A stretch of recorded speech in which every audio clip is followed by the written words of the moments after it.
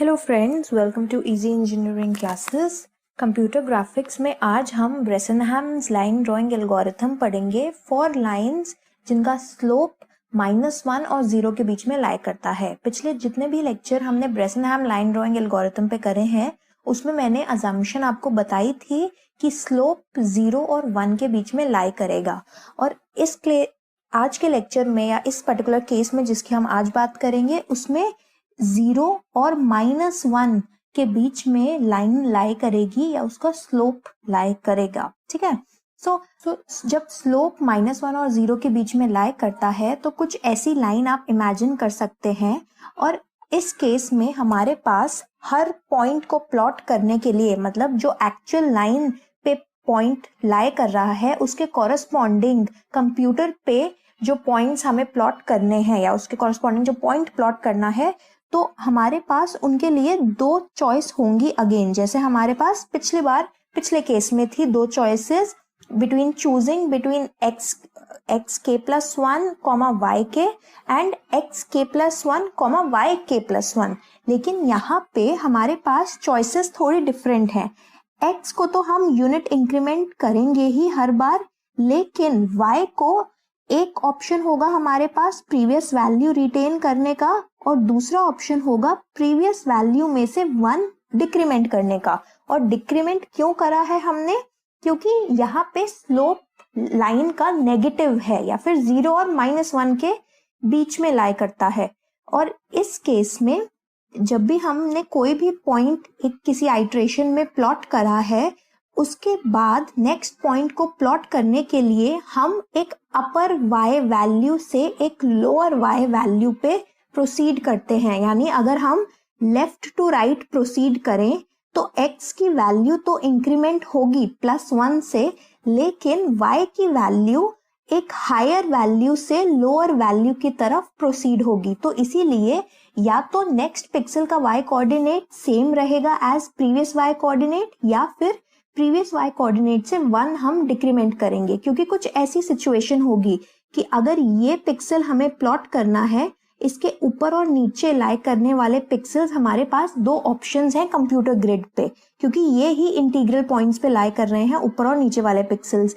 और ऊपर वाला पिक्सल का y कोऑर्डिनेट है y के, जो कि प्रीवियस आइट्रेशन में प्लॉट हुआ होगा, suppose corresponding to this point. ठीक है, ये दोनों पॉइंट्स बहुत फार हो गए हैं, बट अगर आप इमेजिन करें तो सपोज अगर प्रीवियस आइट्रेशन में y के प्लॉट हुआ होगा, तो इस नेक्स्ट पिक्सल को जो हमें प्लॉट करना है, y के एक ऑप्शन है y कोऑर्डिनेट के लिए, या फिर y ऑफ के -1 दूसरा ऑप्शन है। और y एक्चुअल y कोऑर्डिनेट है जो कि लाइन पे पिक्सल लाई जो करता है उसका y कोऑर्डिनेट हुआ। ओके, सो क्योंकि ये लाइन पे लाई करने वाला जो पिक्सल है उसका y कोऑर्डिनेट हम डायरेक्टली कंप्यूटर ग्रिड पे प्लॉट नहीं कर सकते, क्योंकि हो सकता है ये इंटीजर ना हो, इसीलिए हम अप्रोक्सीमेट कर रहे हैं। सो इस केस में भी कॉन्सेप्ट पूरे सेम रहेंगे, तरीका सेम रहेगा, बस नेगेटिव स्लोप का हमें ध्यान रखना है और कब डिक्रीमेंट करनी है y की वैल्यू ये हमें पता लगेगा। और इस पूरे लेक्चर में मैं आपको डिराइव करके दिखाऊंगी और फाइनल स्टेप्स बताऊंगी कि आपको कैसे परफॉर्म करना है ये वाला particular case of Bresenham line drawing algorithm. ठीक है, सो यहाँ पे भी अगर मैंने ये जो ऊपर वाला डिस्टेंस है यानी y के -y जो डिस्टेंस है इसे नाम दिया है d1, और लोअर जो डिस्टेंस है y माइनस y ऑफ के -1 इसे नाम दिया है d2। ठीक है, सो नोटेशन आप ध्यान में रखना। हो सकता है पिछले एल्गोरिथम में जो स्लोप 0 और 1 के बीच में था वहां पे d1 और d2 डिफरेंट वैल्यूज रिप्रेजेंट करते हो, यानी हो सकता है नीचे वाले डिफरेंस को मैंने वहां पे d1 लिया हो। सो ये आपको ध्यान में रखना है, चीजों को रटना या ऐसे याद नहीं करना है कि अगर आप एक स्टेप भूले या गड़बड़ किए तो सब सारे स्टेप्स गड़बड़ हो जाएं। यू हैव टू अंडरस्टैंड यहाँ पे y के यानी टॉप माइनस मिडिल पॉइंट और d2 है middle point minus the lower point. अब इन दोनों का डिफरेंस हम निकालेंगे और पहले की तरह ही अगर d1 माइनस d2 नेगेटिव आता है, ठीक है, नेगेटिव आता है यानी d1 छोटा है d2 से, तो हमारा कौन सा पॉइंट प्लॉट होगा? एक्स के में तो 1 इंक्रीमेंट होगा ही, लेकिन प्रीवियस पॉइंट ही y कोऑर्डिनेट वाला, y कोऑर्डिनेट प्रीवियस पॉइंट का ही प्लॉट होगा। और ऐसा क्यों? क्योंकि d1 अगर छोटा है एक्चुअल d2 से, सो इसका मतलब एक्चुअल पॉइंट और ऊपर वाले पॉइंट का डिस्टेंस कम है नीचे वाले पॉइंट से, सो इसीलिए वो बेटर अप्रोक्सीमेशन रहेगी। और अगर ये पर्टिकुलर वैल्यू ग्रेटर देन 0 आती है, सो यहाँ पे x के इंक्रीमेंट होगा 1 से और y के डिक्रीमेंट होगा 1। सो अब d1 माइनस d2 वैल्यू को कंप्यूट करते हैं। ये दोनों वैल्यूज, ये दोनों इक्वेशन में सब्ट्रैक्ट करूंगी according to d1 minus d2। सो ये आ जाएगा y के minus y minus y minus y of k minus 1 को मैं लिख सकती हूँ y of k minus 1। Alright, और इसको अगर मैं सिंप्लीफाई करूं इस सेकेंड ब्रैकेट को, तो ये आ जाएगा y के minus y minus of y minus y of k plus 1। ठीक है, और इसे फर्दर अगर मैं सब सेम टर्म्स को गैदर अप करूं तो 2y माइनस 2y माइनस 1। सो ये हमारी वैल्यू है d1 माइनस d2 की।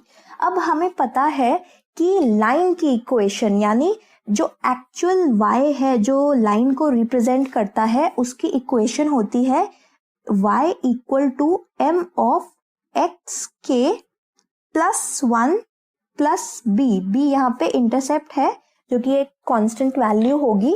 और यहाँ पे x के प्लस 1 क्यों लिखा है? क्योंकि इस डायग्राम के अकॉर्डिंग भी हमारा y वो y कोऑर्डिनेट रिप्रेजेंट कर रहा है जो कि x के प्लस 1 पे एक्चुअल लाइन पे लाई करता है। मतलब एक ऐसा पिक्सल जो एक्चुअल लाइन पे लाई करता है और उस पिक्सल का कॉरस्पॉन्डिंग x कोऑर्डिनेट है x ऑफ k प्लस 1। सो यहाँ पे यही इक्वेशन को हम एक्सपैंड कर सकते हैं यूजिंग दिस y वाली इक्वेशन। और इसे जब हम एक्सपैंड करेंगे तो कुछ हमारी इक्वेशन इस तरीके से चेंज होगी। 2y के एज इट इज रहेगा माइनस 2 ऑफ, इसमें मैं ये पूरी सब्स्टिट्यूट कर रही हूँ इक्वेशन, m ऑफ x के प्लस m प्लस b और माइनस 1 एज इट इज रहेगा। इसे आप सिंप्लीफाई करोगे तो आपके पास इक्वेशन बन के आएगी 2y के माइनस 2m x के minus 2m minus 2b minus 1। अब एक इम्पॉर्टेंट डिफरेंस जो इस डेरिवेशन में है प्रीवियस डेरिवेशन से कंपैरेटिवली, वो है स्लोप का डिफरेंस। सी यहाँ के केस में क्योंकि स्लोप 0 और माइनस 1 के बीच में लाई करता है, तो हम m को जब del y by del x लिखेंगे, सो एक्चुअली ये पूरी वैल्यू नेगेटिव आएगी। ठीक है, सो slope is negative in this case. और ये नेगेटिव क्यों है? क्योंकि मतलब y का जो लेफ्ट स्टार्टिंग पॉइंट है इस लाइन का, उसका y कोऑर्डिनेट जो है उसकी वैल्यू बड़ी है एंडिंग पॉइंट के कोऑर्डिनेट से। सो इसीलिए जब हम एंडिंग y कोऑर्डिनेट में से स्टार्टिंग y कोऑर्डिनेट सबट्रैक्ट करेंगे तो वो नेगेटिव वैल्यू आएगी। तो इस पर्टिकुलर m वैल्यू को यानी स्लोप को हम कुछ ऐसे भी लिख सकते हैं। और ऐसे हम इसलिए लिख सकते हैं क्योंकि डेल y और डेल x हमने इनिशियली मॉडुलस यूज करके डिफाइन करे थे और हमें पता है कि डेल y डेफिनेटली नेगेटिव तो आएगा ही। सो यहाँ पे स्लोप नेगेटिव होगा और यहाँ पे माइनस साइन के साथ आप सब्स्टिट्यूट करेंगे इस पर्टिकुलर इक्वेशन में। ठीक है, सो m को मैं इस पर्टिकुलर इक्वेशन में minus of del y by del x से सब्स्टिट्यूट करूंगी, क्योंकि जैसे मैंने बताया यहाँ पे y2 की वैल्यू लेस है y1 से। ठीक है, y2 माइनस y1 करते हैं तो ये डिफरेंस नेगेटिव आएगा। सो इस इक्वेशन में मैं एक तो m की वैल्यू सब्स्टिट्यूट कर रही हूँ और एक मल्टीप्लाई कर रही हूँ इस पर्टिकुलर इक्वेशन को बाय डेल्टा x, जैसे कि लास्ट टाइम हमने किया था। ठीक है, डेल्टा x से इसलिए मल्टीप्लाई कर रहे हैं क्योंकि डेल्टा x से जब ये पूरी इक्वेशन मल्टीप्लाई होगी और m को मैं रिप्लेस करूंगी del y by del x से, सो डिनोमिनेटर वाला डेल्टा x और मल्टीप्लाई किया हुआ डेल्टा x कैंसिल हो जाएंगे और इक्वेशन सिंप्लीफाई हो जाएगी। ठीक है, सो यहाँ पे कंटिन्यू करते हैं। इसी d1 माइनस d2 को मल्टीप्लाई करेंगे डेल x से और ये वाली इक्वेशन में ये दोनों चेंजेस करेंगे, मल्टीप्लाई करेंगे और स्लोप सब्स्टिट्यूट करेंगे। ठीक है, सो ये इक्वेशन आपकी बन जाएगी 2yk प्लस 2del y। ये प्लस इसलिए आया है क्योंकि स्लोप नेगेटिव है, सो यहाँ का माइनस साइन अब चेंज हो जाएगा। 2del y by del x multiplied by xk plus 2del y by del x minus 2b minus 1। ठीक है, ये आपकी इक्वेशन आ गई। इसे जब आप सिंप्लीफाई करेंगे सो आपके पास इस पूरे टर्म को मैं p से रिप्रेजेंट कर रही हूँ, p ऑफ k, और इस पूरी इक्वेशन को आपके को सॉल्व करके जो वैल्यू आएगी, यानी डेल्टा x को हर टर्म से मल्टीप्लाई करके जो वैल्यू आएगी वो कुछ ऐसी होगी, 2del x yk plus 2del y xk plus c।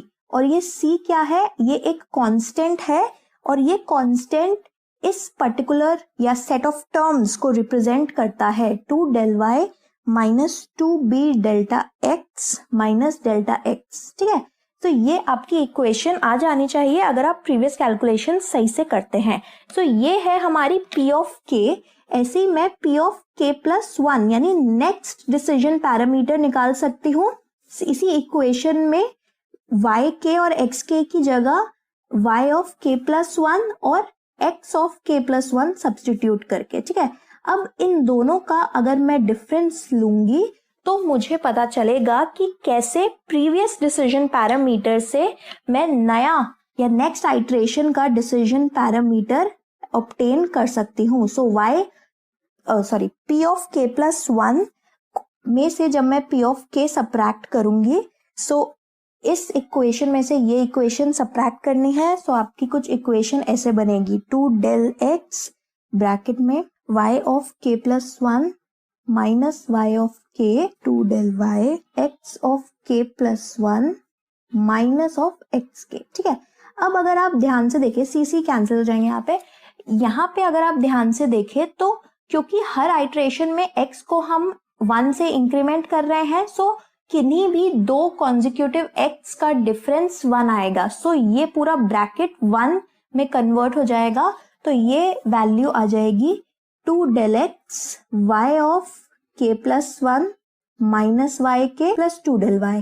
ठीक है, अब यहाँ पे दो केसेस हो सकते हैं, क्योंकि मैंने स्टार्टिंग में ही आपको बताया था कि जब y ऑफ k प्लस 1 यानी इस पर्टिकुलर वैल्यू की दो पॉसिबल चॉइसेस है आपके पास, या तो ये होगी y ऑफ k यानी प्रीवियस y, या फिर ये होगी y ऑफ k माइनस 1। ठीक है, सो जब ये yk होगी, ये पहली वाली वैल्यू, ये जो मैंने सर्कल करी है, ये पर्टिकुलर वैल्यू yk होगी, सो ये पूरा ब्रैकेट 0 में कन्वर्ट हो जाएगा।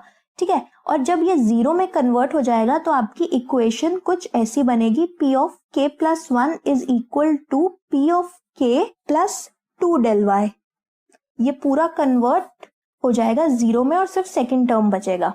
और जब इस पर्टिकुलर टर्म की value y of k minus 1 होगी, सो यहाँ पे इक्वेशन बन जाएगी p of k plus 1 is equal to p of k plus 2 delta y minus 2del x। ठीक है, सो ये दो केसेस हैं डिपेंडिंग अपॉन कौन सी y की वैल्यू यूज होगी, और हमें पता है कि कौन सी y की वैल्यू यूज करनी है। अगर p की वैल्यू लेस देन 0 आती है तो आपको ये पर्टिकुलर इक्वेशन यूज करनी है। सो ये पर्टिकुलर इक्वेशन कब यूज होगी? जब p की value p of k is less than 0। ठीक है, और ये पर्टिकुलर इक्वेशन कब यूज होगी? जब p of k plus 1 is greater than और इक्वल टू 0। ठीक है, तो इस केस में y को हम प्रीवियस वैल्यू ही असाइन करेंगे, और इस केस में नेक्स्ट y को हम प्रीवियस वैल्यू या प्रीवियस y कोऑर्डिनेट -1 असाइन करेंगे। ओके, सो ये पूरी डेरिवेशन थी प्रीवियस ब्रेसनहैम एल्गोरिथम की तरह ही, जो कि स्लोप 0 और 1 के लिए था, उसकी तरह ये सेम है। यहाँ पे भी टोटल नंबर ऑफ आइट्रेशंस होंगी डेल्टा x, क्योंकि हर बार हम स्टार्टिंग x कोऑर्डिनेट से लेके 1 इंक्रीमेंट करेंगे जब तक हम एंड वाला x कोऑर्डिनेट यानी एंड पॉइंट का x कोऑर्डिनेट तक नहीं पहुंच जाते, और हर आइट्रेशन में आपको p कंप्यूट करना है, और यहाँ पे इनिशियल p सेम रहेगा पुराने वाले p जैसे। ठीक है, सो ये पर्टिकुलर इक्वेशन रहेगी पी नॉट की, which is same 2 del y minus del x. यहाँ पे आप सब्स्टिट्यूट करके भी देख सकते हैं इनिशियली कि क्या वैल्यूज आएंगी, वो भी आप पी नॉट भी डिराइव कर सकते हैं इफ रिक्वायर्ड. सो ये लेक्चर उन सभी स्टूडेंट्स के लिए ज़रूरी है जिन्होंने मुझसे पूछा था कि क्या एल्गोरिथम या स्टेप प्रोसीजर रहेगा जब हमारा स्लोप, लाइन का स्लोप 0 और -1 के बीच में लाई करता है. सो ये स्टेप्स आप फॉलो करेंगे. डेल्टा एक्स आइट्रेशन में आप पहली आइट्रेशन में स्टार्टिंग पॉइंट को प्लॉट करने के बाद पी नॉट निकालेंगे. पी नॉट की वैल्यू अगर लेस देन 0 आई तो नेक्स्ट पी की वैल्यू इस पर्टिकुलर फॉर्मूले से आएगी और y कोऑर्डिनेट उसका होगा प्रीवियस y कोऑर्डिनेट. ठीक है. और अगर p की वैल्यू, इनिशियल p की वैल्यू ग्रेटर देन 0 आई तो नेक्स्ट p आप इस फॉर्मूले से निकालेंगे और सेकेंड y कोऑर्डिनेट होगा y के -1, यानी previous value, previous y coordinate -1, और ऐसे ही हर आइट्रेशन में प्रोसीड करेंगे. ओके, आई होप आपको ये लेक्चर समझ आ गया होगा. प्लीज लेट अस नो कि कंप्यूटर ग्राफिक्स में और कौन से लेक्चर्स या और कौन से एल्गोरिथम्स या न्यूमेरिकल्स आप और देखना चाहते हैं, so that we can schedule our lectures accordingly. Thank you for watching. कोई भी फीडबैक है, क्वेरी है, आप हमें यूट्यूब में कमेंट सेक्शन में बता सकते हैं. हमारा फेसबुक पेज भी है जिसपे आप मेंशन कर सकते हैं इस वीडियो के लिंक के नीचे. फेसबुक पेज का नाम है इजी इंजीनियरिंग क्लासेस. वहाँ पे आप हमें पर्सनल मैसेज भी कर सकते हैं सब्जेक्ट रिलेटेड क्वेरीज से. उसके अलावा अगर आपने हमारे यूट्यूब चैनल को अभी तक सब्सक्राइब नहीं किया है तो प्लीज़ सब्सक्राइब कीजिए और बेल बटन को प्रेस कीजिए हमारे होम पेज पे जाके, ताकि जब भी हम कोई नई वीडियो अपलोड करें आपको उसकी नोटिफिकेशन ज़रूर मिले, कोई भी वीडियो आपसे मिस ना हो. ऐसे ही हमारे फेसबुक पेज पे लाइक कीजिए, उसे लाइक कीजिए, ताकि जो भी हम उस पर लिंक डालें वीडियोज़ के तो आप वहाँ पे नोटिफिकेशन देख पाएँ, if not on YouTube. Okay, so that's all for today's lecture. Thank you for watching. I hope आपको कंप्यूटर ग्राफिक्स के lectures पसंद आ रहे होंगे. Stay tuned with Easy Engineering classes for other computer science subjects as well. Thank you. Good luck.